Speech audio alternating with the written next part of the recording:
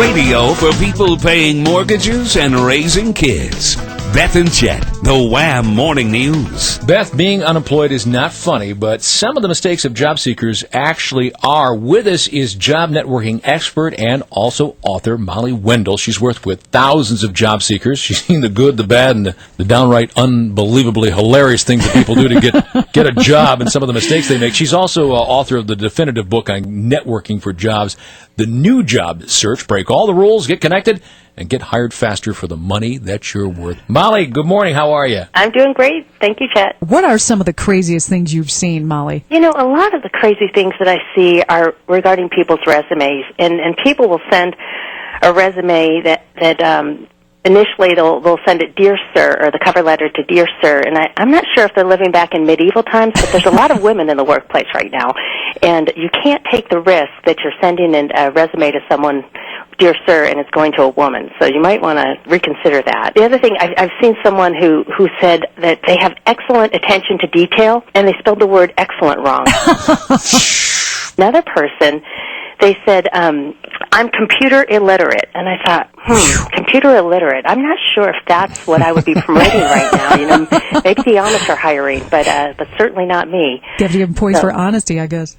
Exactly. Well, you also write about one of the things that's happened to me, not looking for a job or even in business, but once in a while I'll phone somebody and I really don't want to talk to them. I just want to leave a message and get away, and they'll pick up the phone. I'll go, but if that's okay. I think you've done that to me. Well, that's true. If you're doing it to someone like your coworker or a neighbor or a friend, it's okay. But if you're calling a business and they pick up the phone, first of all, it's a miracle, but you got to be prepared. Right, you have to be prepared. One of our job seekers, they called, someone answered. They weren't expecting it. They said, "Oh, I was expecting your voicemail," and the person on the other end of the line said, "Well, let me help you with that." Click.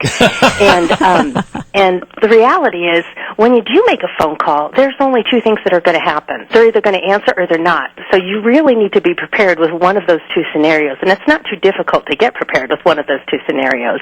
But I remember also when I was in the job search, and I was in the job search for 2 years and 3 days, and actually this month, 2 years and 3 days, I called a company on a Friday afternoon, and they had a really interesting job open, and I thought I'd just call them. And the president answered the phone. Wow. And I said, "Oh, is Chuck there?" And he said, "This is Chuck." And immediately I'm thinking, oh, no, I wasn't expecting to have him answer the phone. So I said, "Boy, times must be really tough if you're the president and the receptionist." Did you get the it job? Actually got me into the running. So, but you have to think quick. But instead of having to think quick, you might just want to be prepared that people might actually answer the phone. That's the key. Times are tough, Molly. Obviously, there is so much more competition for almost any type of job under the sun. And I've heard it said that if you have been unemployed for a while, the last impression that you want to give on the phone or during an interview is that you are desperate for this job. I guess that would be as big a turnoff to someone as it would on a date looking desperate. Absolutely. It's really amazing to me how people who are in the job search, and I understand it because I felt it myself, especially in the beginning year. You have to approach your job search with confidence, knowing that a great opportunity you're going to find a great opportunity, and people can smell desperation a mile away. What I find people do is instead of approaching with confidence, approaching with desperation, people tend to try and sell themselves, and that's the surefire way of not getting the job. And I hear a lot of people say, "Well, I'm just going to sell them on this and sell them on that."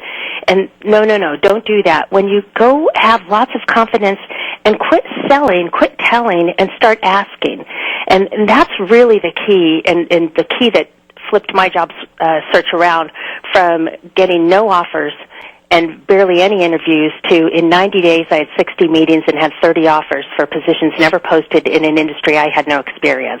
And it was all about asking smart questions. I quit talking about myself.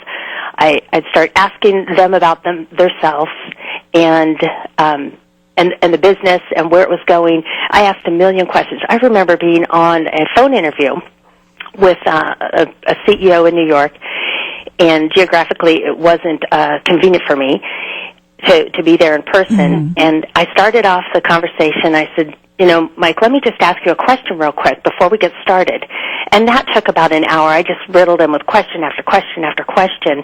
And finally, after about an hour, he said, can I ask you a question now? I said, no, actually, I'm so sorry. I'm out of time. And he goes, really? I'm like, no, I'm just messing with you. What do you want to know? And he asked me 2 questions, completely irrelevant, and they offered me the job. Wow. And that's also when I realized nobody cares about what you've done. They care about how you think and what you're going to do. And in order to figure out what you can do or you're going to do, what you're capable of, they want to see how your brain works and how you're relevant to the company by asking smart questions. You don't need to know all the answers. You just need to know all the questions. But Molly, it sounds to me like you were somehow able to land a decision maker, and I think that's one of the issues for so many people, and there are so many people out looking for jobs. How do you get to that point? You ask. You get referred to them. That's the key. Quit cold calling. A lot of people cold call and create their target list of companies and say, I'll just cold call them and tell them that how great I am and get an interview with them. That's not how it's going to happen. You need to network into people. You need to get a referral. If you can't find a referral, don't call the person. There are ways to get that. You ask everyone you know. You ask everyone you don't know. There's a lot of job search networking events out there right now, and that's really important. If you're in the job search, you really need to participate with other people who are in the job search. You're going to find that they are the most helpful to you in your job search. Your family, your friends, they're nice and they love you, but they're completely, biased. Completely, I hate to say completely useless, but pretty close when it comes to the job search. And so it's amazing when you get into a group of people like Executives Network, in our job search meetings, you come in and there's a group of people that you don't even know, and their willingness and wanting to help you so much to help connect you with people. And that's where you go. You go to those kind of places. You go to association events and different networking events. Get out in the community, because unless some executive is living in a cave, there's a chance that someone else knows them, and it's your job to figure that out. Also use LinkedIn. LinkedIn's a great tool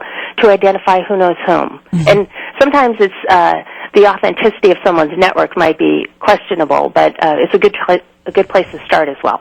The book is called The New Job Search. Break all the rules, get connected, and get hired faster for the money you're worth. Molly Wendell is the author. Molly, what's your website address, if you would? Executives Network is the networking group for executives in the job search, and then also mollywendell.com. That's Molly Wendell, Wendell. Molly, thanks so much. Thank you. Thank you so much for having me. Have Good a great luck. day. You too.